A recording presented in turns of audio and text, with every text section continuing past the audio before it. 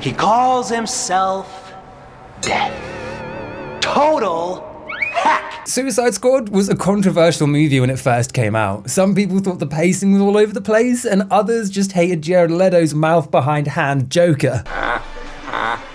But thankfully, the bootleg gods have intervened, asking the question, what if we took the movie and just made it better? You heard me. Ignore the Suicide Squad, the actual good kind of remake. That didn't happen, that doesn't exist. Sinister Squad? Mwah, it's the creme de la creme of bootlegs, I'll tell you. I've watched a lot of bootleg now. Of all of them, this actually isn't that bad. For starters, it's not shot on a potato. It's got crisp filming, and that's a benefit. That's a rare golden goose egg in the world of bootlegging. But did it manage to improve upon the Suicide Squad source? Well, that's up for debate. There's no right or wrong answers when it comes to bootlegging. Beauty's in the eye of the beholder. One man's trash is another man's Schindler's List. Or in the world of bootlegging, Schindler's Post-it note. I'm sorry. So how does Sinister Squad begin? Well, it starts with everyone's favourite hero, Crumpled Foreskin. Back home, this guy's the biggest of the big baddies. I know people who wouldn't even say his name out of fear that they would lose their firstborn. What kind of name is Rumpelstiltskin anyways? All right, you two, stay mum. Here he comes, the squirrely bugger. You gotta love the little boink just for the comedic effect, you know, that's the Marvel effect. That ain't a superhero movie if you don't add a little bit of humour, and the collar pop boink, it's on point. Now I know what you're thinking when it comes to Crumpled Dickskin. One, why does he have scurvy? Did he not have enough lemons when he was stuck on said pirate ship? Why was he stuck on a pirate ship in the first place? It's confusing. And two, what's a German folklore character doing in a superhero movie? That doesn't make sense. He's a German folklore character, or, if you're a fucking child, an antagonist from Shrek. That's a valid question, and to you I say, get the fuck out. Get the fuck out of my room. You're not welcome here. Oh, wrong universe. Everyone's a critic. He's expecting a dealer named Hans to give him a piece of the magic mirror. And where he goes, Death's messengers are never far behind. Where's Hans? Couldn't make it. He sent me. I'm Piper. Did you bring it? So he's here to buy a bit of glass, a bit of the magic mirror, mirror on the wall. You have to assume like that. Now he's talking to Piper. Could it be the Pied Piper? Maybe the Sinister Squad is actually just a folklore. They could have called it Folklore Squad. But what does this mirror do, and why is he working for Death? These are the questions we need to know. These are the questions that need answers. Grade A magic mirror. Ground up for... Wait, you snorted? Do you have it? And while we don't know what he wants the mirror for, we're about to see his power in action. You see, he has the ability to influence people, to control them, and as a devilish man, it's probably not a good thing to have. It's kind of like the Jessica Jones villain with David Tennant. Just imagine him, but really bad teeth. So like David Tennant, but just more English, I guess. Anything for Rumpelstiltskin.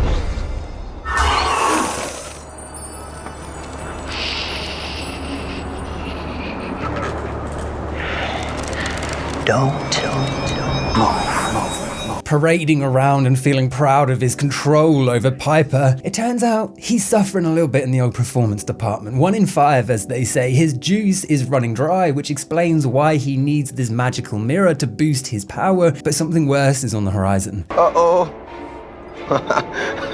You lost your juice, pal? No, not now. Who sent you? Was it them? Who's them? Rumpelstiltskin. Alice, something's happening. It's him. Death.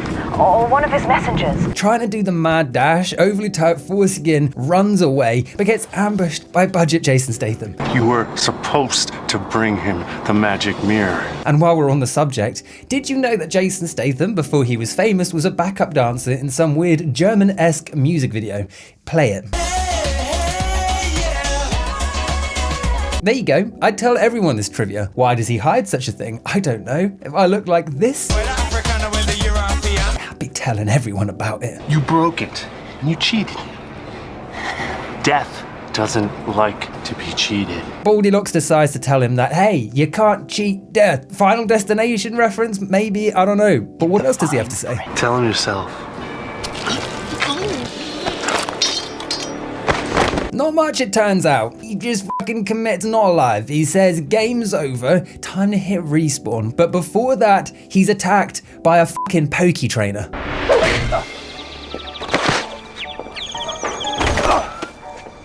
Curiouser and curiouser. Enter the leader of the group. So far, the Sinister Squad is shaping up to be the most eclectic group of fucking ragtag morons I've ever seen. You got Gotta Go Fast Goggles Boy, and you got Man in Leather Jacket. It's through the looking glass for you.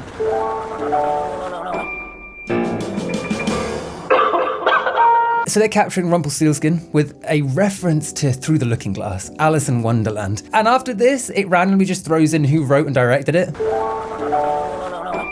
I don't know why they've thrown this in here. I think they're trying to catch people out because they know no one's paying attention to that kind of shit at the start or at the end. So they were like, boom, gotcha, just flash it in your eyes. I'm surprised they don't just throw up random headshots of the main director, just sprinkled throughout, just to really let people know who's running this show. Of course, I thought that guy was gonna come back to life, but that never happens. I assumed he'd offed himself to summon the death incarnate, but that never happens. It just hard cuts to an abandoned Art Deco hall that it looks like an old swimming pool, you know? You just don't get buildings like that anymore. It's a cool looking building. Hats off to our newly arrived guest.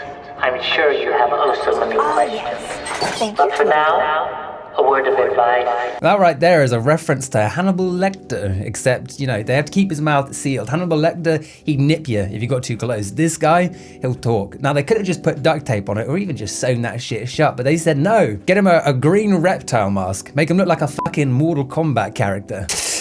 You're quite real. Someone needs to make sure you're not being naughty. After all, it was you who turned the fabric of reality into something not unlike Swiss cheese, I'm afraid. So what should become clear by now is that you've been bamboozled, you've been tricked. Suicide Squad, it is not. Sure, it has a similar name, sure, it has a similar kind of theme of a team assembling of ragtag villains, but it is not superheroes at all. It turns out we were wrong from the very start. It is folklore. You got Dumb and Dumber, silver-tongued Rumpelstiltskin, you've got Alice, who isn't in Wonderland. It's a tumble down the rabbit hole. Else they're likely to be bit off by what's hiding below. Sorry, I'm just thinking back a moment ago. I think I said Dumb and Dumber, which is the fucking Jim Carrey movie. I meant Tweedledum and Tweedle Dee. That's who they're supposed to be, not Dumb and Dumber. Two different characters, two different cinematic universes. Uncommon nonsense, they say. But being escorted downstairs, we're introduced to another main character in this tale. The Big Bad Wolf. A fable, so to speak. Did anyone ever play that game? What was it? Wolf? The Wolf Amongst Us. Oh, such a good game. Your new cellmate, as it were. This big baddie was our first recruit. That's a good wolfie. First of many. Look at that, what a beautiful boy. You can tell he's a werewolf because he's got teeth. Unconvinced? He has long hair too. He probably smells like piss and dog fur. But we can't smell that, so we're kind of left with this half impression of, is it a troll? Is it a man who has a very bad orthodontist? Or is it, like they say, a werewolf? I don't know, but she's about to exposition dump to us exactly what's going wrong. And it turns out that through Rumpelstiltskin's meddling with the magical world, he's created holes and portals that's bringing various folklore stories together that shouldn't connect with one another. Death's messengers. I think you know them, judging by your friend in the alleyway. They're planning something, and it's up to us to stop them. Working with Rumpelstiltskin doesn't seem like a good choice. He's not a trustworthy type, not to mention that his entire ability set is manipulation, control. They don't tend to be the good guys. They're used to getting their way, and that makes them troubling, that makes them hard to work with. Breaking that magic mirror will bring you a lot more than just 7 years bad luck, I'm afraid. We'll keep rounding up monsters. You can decide whether you want to be one or not. But regardless if it's a bad choice or not, he's in the team, he's made the cut. And how do they seal this deal? A handshake, a little kiss on the lips? The old boink boink. And no, not that kind. The cartoonish kind. Blink twice if you've understood me. And blink twice if we have a deal.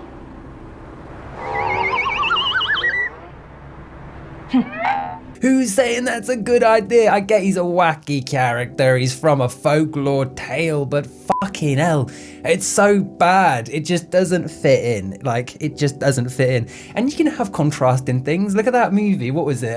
What was the movie where there's like a detective and a doc? Roger Rabbit. Who framed Roger Rabbit, right? You have a real person and a rabbit hanging out, and it works, you know? But that makes me want to commit seppuku. I'll leave you to think about it.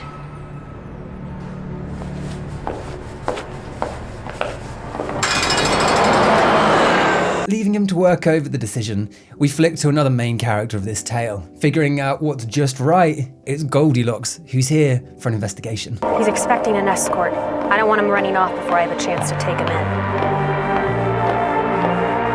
I don't think this guy scares too easily.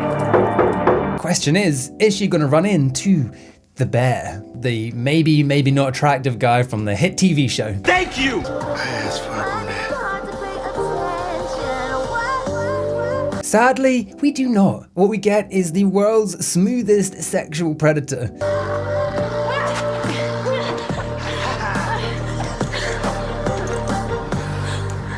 Naughty little girl. Blondes have more fun. I see.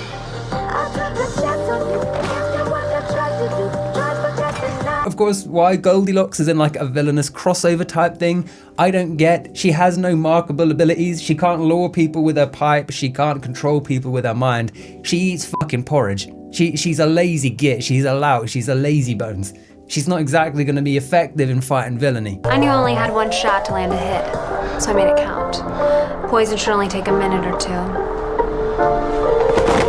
They're just going around kidnapping people. Maybe they really are the Sinister Squad after all. Maybe Goldilocks is a baddie in this. Well, actually a bit of a baddie, but you know, the other kind of a bit of a baddie, pulling up. All right, bring them in.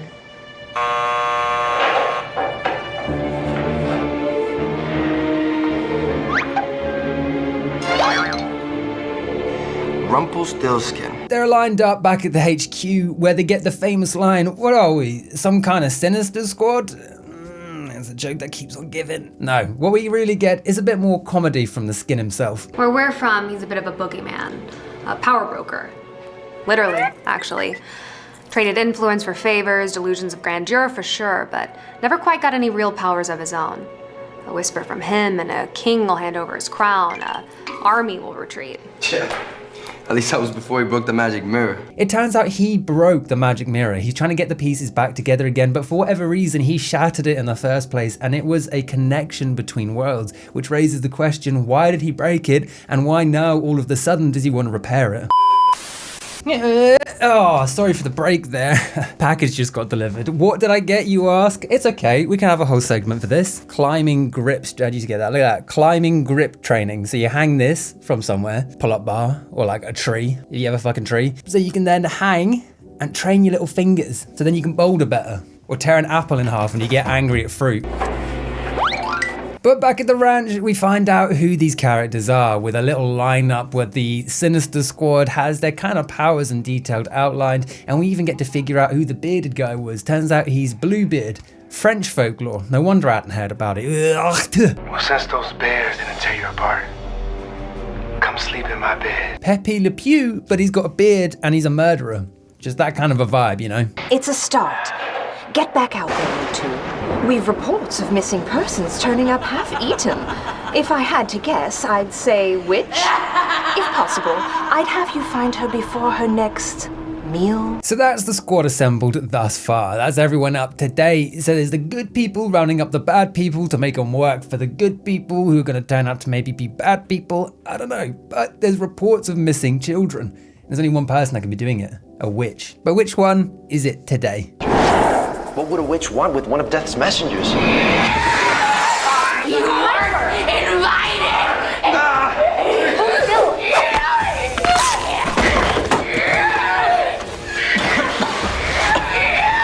He's mine!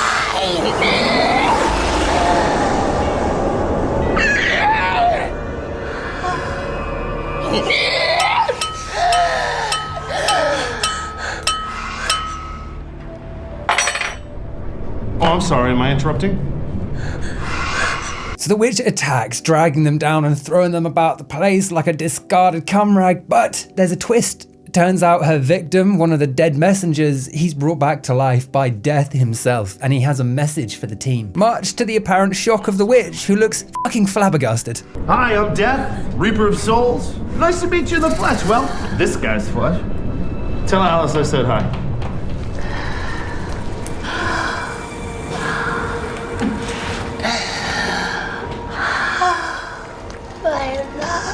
Turns out the witch, she's got a death kink. She's getting a bit hot and bothered.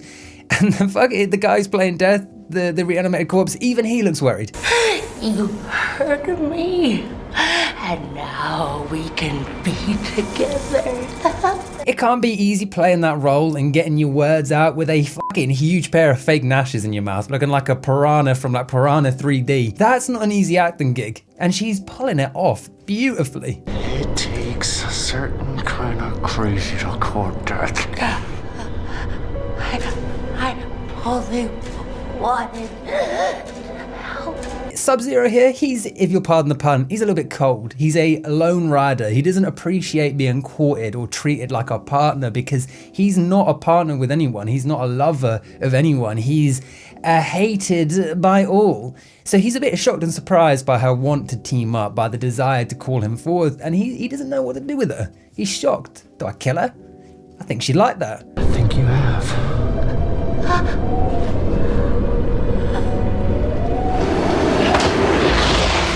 And through the power of love, he turns to dust. The end, Death is gone. Death is eradicated. Now overpopulation will ruin the earth in about 100 years' time. Well done, witch.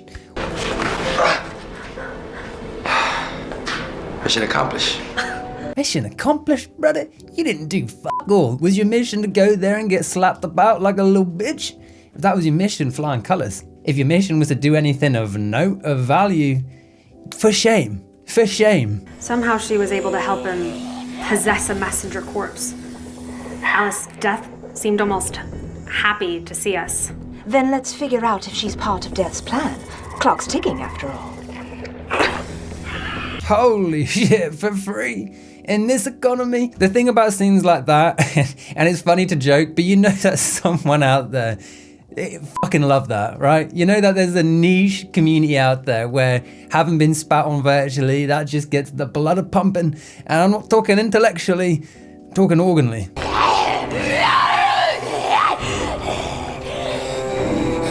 Hello, Rumpelstiltskin. So it turns out she has a hidden ability. Other than the degradation kink, she can also communicate telepathically. And she is here, it would seem, for Rumpelstiltskin. And seeing as she's a messenger for Death, or at least in cahoots with him, that would make sense because Death, he wants Rumpelstiltskin for some reason.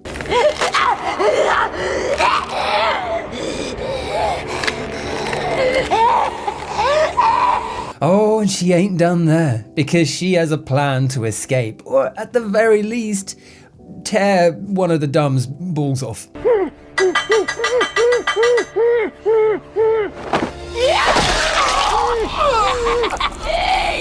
Now, we haven't had much depth with the Tweedles, but it is still tragic to witness the brother discovering his dead family member. Truly a heart-wrenching moment.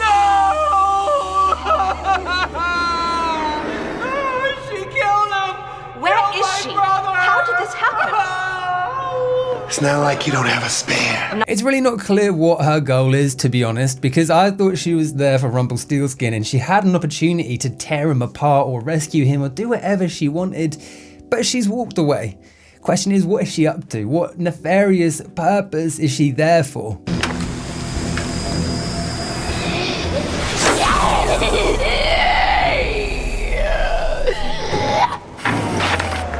No. She must have cut the feed somehow. To kill the feed, it turns out. Not the power, even though she pulled the fuse box, she just cut the feed to the TV. Everything else stayed on, but the fucking 6 stacked TVs they had, she turned them off. That's her fifth ability that no one talks about. Finding power lines to specific switches in warehouses.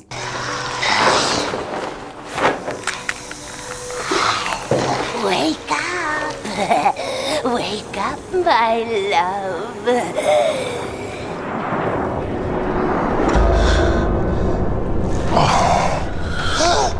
Oh, it's you again. So this is the plan all along, to bring back the dead guard from earlier that was residing in the morgue. Again, it's a bit of a plot hole because she killed one of the Tweedles. So if Death was able to reincarnate dead bodies, surely just bring it back to him? Maybe they just felt bad disrespecting Tweedledum like that, you know, they didn't want to do him dirty twice. They took his old gonads. That's enough punishment for one guy, just let him rest. Here is everything you need for the ritual.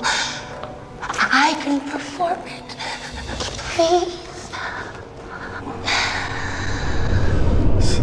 where they have my scythe. So this is the first inkling we have as to what he's there for. A scythe. His scythe, to be specific. The scythe of death. He's pretty chill about it all. He doesn't seem very menacing. He doesn't even seem like a bad guy. In fact, he seems like he has a pretty good sense of humor, all things considered. But what power resides in the scythe that he doesn't have without it? I'm sure he's going to let us know. Find my scythe, kill every one of them, and bring me Stillskin. First messenger that bags me a monster gets to skip one circle of hell. So Death has pulled up his little hit squad of goons that are apparently working for him, all potentially reincarnated corpses, but again, they're here for Stillskin. And again, I reiterate, why didn't the witch just pull him out while she had the chance? It is not very forward thinking.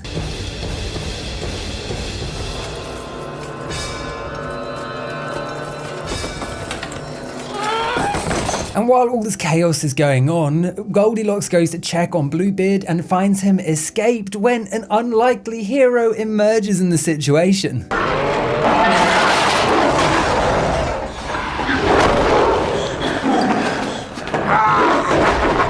Yeah, we love a troubled hero. This is some Twilight shit. The tough, gruff, hairy, hung like a horse hero breaks out of the jail cell, showing that he could have if he wanted to, so he's probably not that bad a person, and he saves the damsel in distress. It's a true fairy tale. As you can see, we're under attack, and I'm a tad short-handed.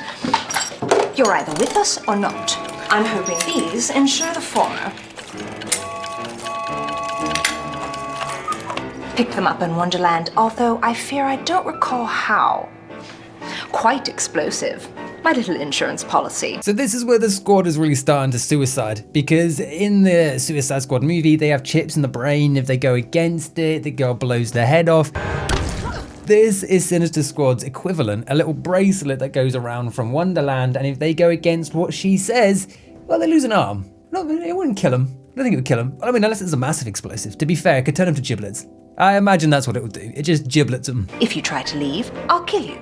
If you try to remove it, I'll kill you. As a matter of fact, if you do anything I don't like, I'll kill you. That sounds like the intro to The Getaway. Anyone remember that game? You don't do what I tell you, the kid dies. You don't do where I tell you, the kid dies. If you get a Five Guys and don't get the extra fries, the kid dies. But with Rumpy under control, they decide to throw in a wild card. The only woman that's ever loved him, that could ever control him, and a potentially powerful ally if only she could get strapped up too. Queen of Hearts, another character from Alice in Wonderland, although their creative reserves have run dry by this point, so instead of making a unique character, you know, like Scurvy Boy or Wolfman, they just vajazzle her eyebrows. So you agreed to help?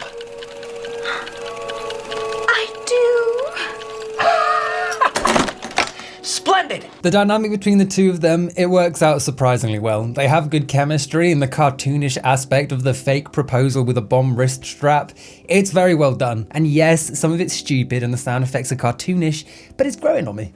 I'm starting to enjoy this world. Why would I help you? Is this our naughty boy? I don't like it any more than you do, but I'm without options at present. But I would love to slaughter all of you. It'll be fun. You'll help because I tell you to, silly. You'll be a good boy and do everything Miss Goldilocks tells you to. Won't you? Her introduction starts to make more sense around this point as well. The whole kind of issue that Stillskin is facing is that his powers are running dry. He can't control people for as long or as tactfully as he used to be able to. So through her mind control, they have that extra layer of protection to make sure that the crazies are really doing what they want them to do. Are you a good boy now? Are you a good boy? Yeah, that's uncomfortable. Don't do that. He calls himself Death. A while back, he'd asked me to get a hold of something for him. The old magic mirror. He wanted to use it to come here and take over, so I broke it. So based on his own monologue, he's the good guy. He stopped death from taking over. But this is from the horse's mouth. And can that horse be trusted, or is it a Trojan? Thank you, I'm very proud of that analogy. He's been relatively good so far, but that smile is not very trustworthy. And not just because of the blood in his teeth, because it's a bit devious. But with the team assembled, we get our first look at their skills in action, and they're a force to be reckoned with. Wolf Boy, if you pay a keen eye, he beats a man to death with another man's arm. That's kind of fucking cool.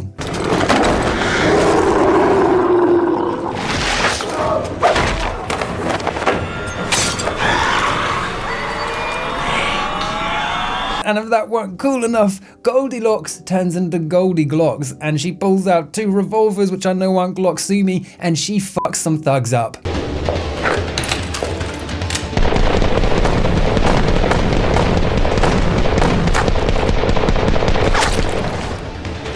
Does it get cooler than that? This is what happens when you eat your porridge. If you get your porridge and you rest in, you too can be bulletproof. It's a beautiful outcome, really. She's just invulnerable because she's blonde. We should divide our time and find ourselves in the armory.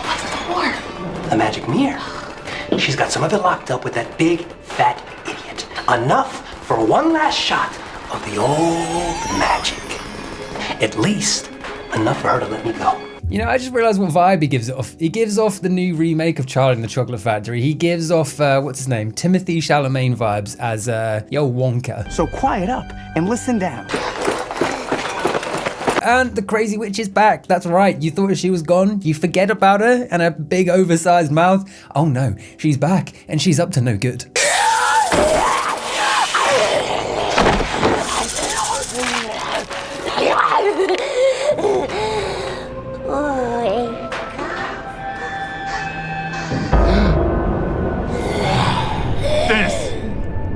This is your plan.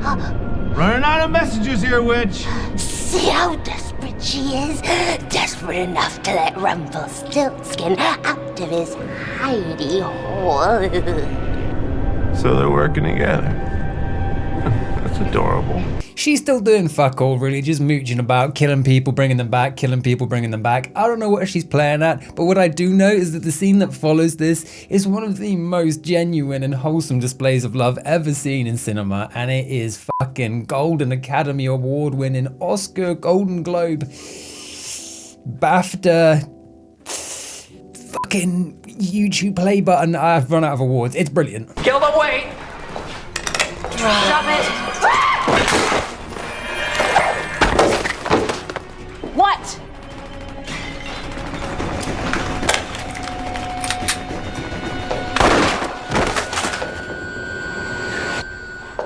Oh, Rumpy, you do care. You like that, don't you, baby? Is that not the best thing you've ever seen? Eyes closed, half a minute reaction time. It's perfect. And then he turns into Al Capone with a little cigar. You like that, don't you, chops, huh? Don't you, sweet cheeks? I love his character. He's the best character in the movie. And it just doesn't end there. The gifts keep on giving with this movie because it segues from that beautiful love scene to one of the most just shoehorned in jokes, sexual jokes, that just makes no sense but works so well. Sup, witch?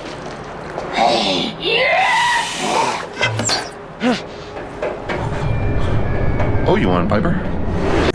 That's it. Oh, you want a piper? Bites his bottom lip. You want a piper? And then he turns to dust. Death is the second best character, only to Rumpelstiltskin. He doesn't care. It seems like he's being dragged into this whole narrative against his will. He's just here for the shits and giggles. He's having a whale of a time. You're late, you're late, you're late. You've gone and mucked things up, Alice. But with all the thugs cleared up and the safety restored to the looking glass, there's only one character that's yet to be introduced to this tale. A vital character, very important to Alice's story. The Mad Hatter.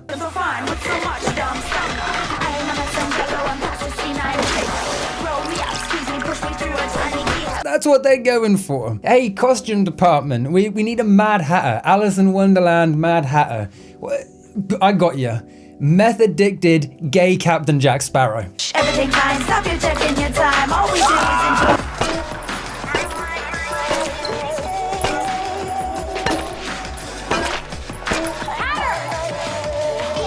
But as is evident through his introduction, he's still not to be trifled with. Sure, he's just a bloke in a hat, but he'll cave your head in with a coffee pot if he gets the opportunity, and that's what we love about the Mad Hatter. Crazy as a box of frogs. Well then, that'll take a nip of the good stuff. They've gone for an interesting artistic choice with Mad Hatter here, and instead of just being a bit cuckoo, he's just drugged up. He's just like, if you go to any kind of like Skid Row kind of, what would you call it, like a DOS house, and you look for like that guy who's hanging out with kids half his age doing drugs with them, and acting like he's a free spirit, but his brain's just fried on 6 different kinds of drugs. Yes. I fancy a tumble down little rabbit hole deal. So in this universe, Mad Hatter, he has the ability through psychedelics to jump between planes, to astral project his mind between Wonderland, the real world, and in this case, the underworld, to see what Death is actually planning. I feel like to pop. Welcome, ladies and gentlemen, to a CGI rendition of Hell, and as far as renditions of places go, it's not that bad. In the bulk, they had a JPEG of a police car. At least they're giving it a go. They're triers, if nothing else. Death is coming, and he has grand plans for you. Grand, big funny plans. Now, as a character, the Mad Hatter, I can't say he's my favourite type. Casting wise, wow, what a smashing job. It looks like they really went down to like downtown under a bridge and found a crack addict. But the creative decision to make him frequently poke his tongue between his teeth when he speaks and just generally giggle like a schoolgirl. I fancy a tumble down little rabbit hole deal. It makes him a hard character to follow. He's a tough character to really invest in. But while all this drug use has been going on, the Queen of Hearts has been up to no good, sneaking around to the safe and forcing the Pied Piper to open it up for her. Take a hike, pipsqueak. And after being let go, the Pied Piper stumbles across the witch and just fucking drags her ass back through into the prison, just yoinking her by the hair and throwing her in a jail cell. Gotcha. Look what I found. So what do you want, huh? Spit it out. What do I want? What I've always wanted. Before you broke the mirror. Accident? And there we have it. That's what I theorized early on in the movie, was that he didn't break it on purpose to keep Death away. He wasn't being honorable or righteous. It was an accident. It broke through some mishandling.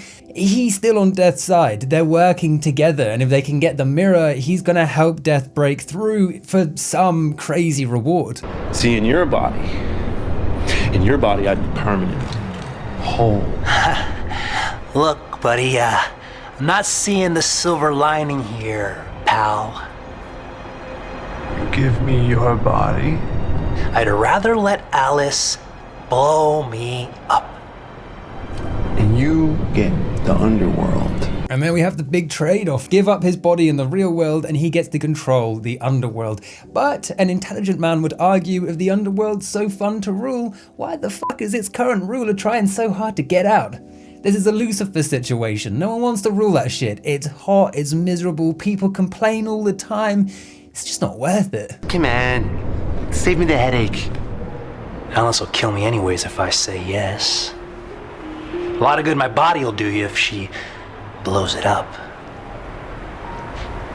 So then we gotta make it look real good then, don't we? And this is where it takes a real spin, where it drives off of the cliff and blows up, because he does the unexpected in a very extreme way. I promise we'll be together forever. Why do you hurt me so? Leaving me all alone. Why do you make me cry?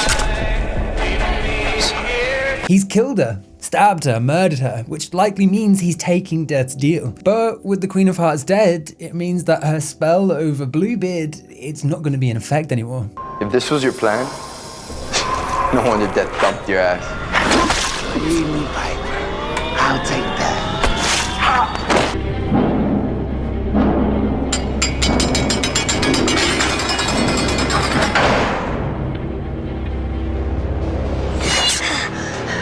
she was saved in the end by the very jail cell that she was keeping them prisoner. She can't get out, but they can't get in. So it's a fair trade because Bluebeard was gonna chop her head clean off. It's pretty funny how things work out sometimes, huh?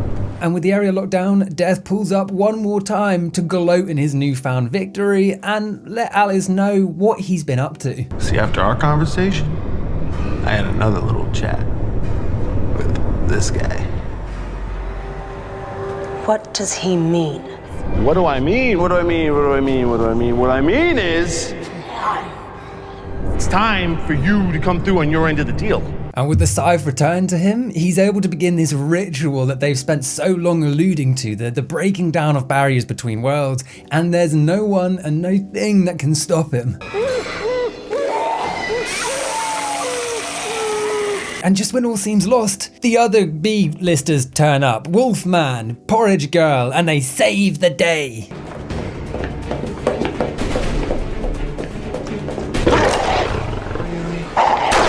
You take Neckbeard, I'll get the others. I'm disappointed. Not that the werewolf is able to do much, he's no match for man with dyed beard.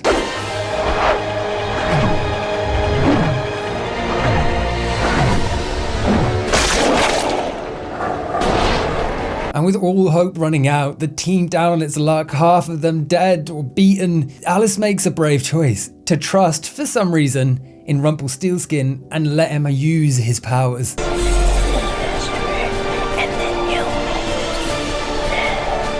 Alice, what are you doing? Kill him! I get the underworld, and you get my body. As soon as we shake.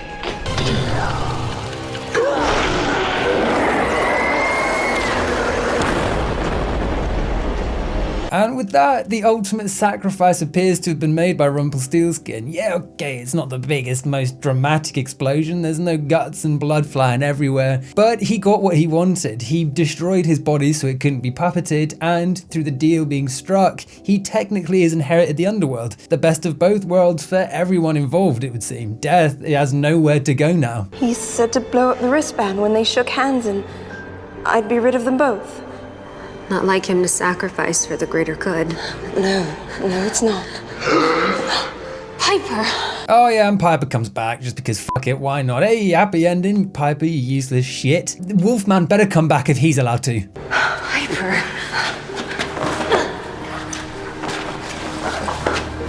How are you alive? As he surely does, just sweeps the damsel off her feet and walks away. It truly is a fairy tale ending. Rumpelstiltskin, I presume.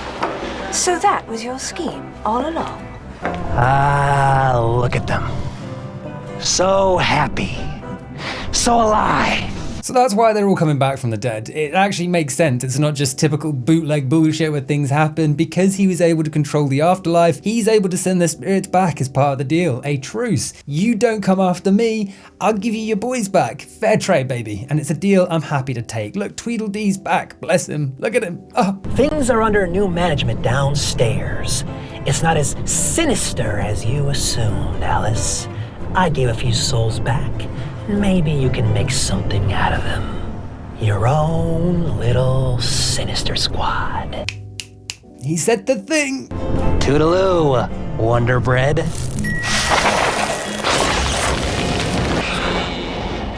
you love to sit apart from me, but that's the way I do.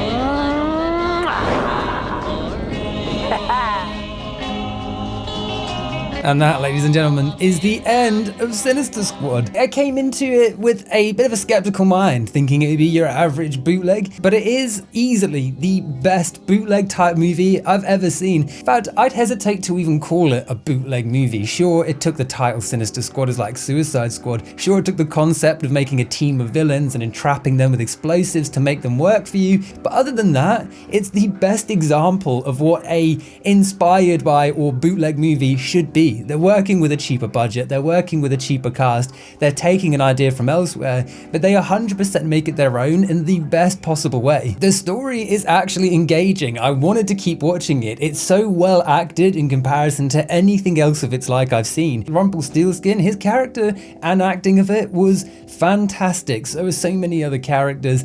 It was a hootenanny from start to finish, and I'm so glad I watched it, and maybe in the future, over a couple of beers, I might even watch it again. Sue me, free country and all that. Leave in the comments what you think. Leave in the comments any movies you'd like to see me cover next and talk about and walk through, and we can watch it together. And until then, thank you for watching. On screen right now, there's other bootleg movies you could be watching if you enjoyed this video. So give it a like, give it a subscribe, and I'll see you there. Bye bye. You like that, don't you, baby?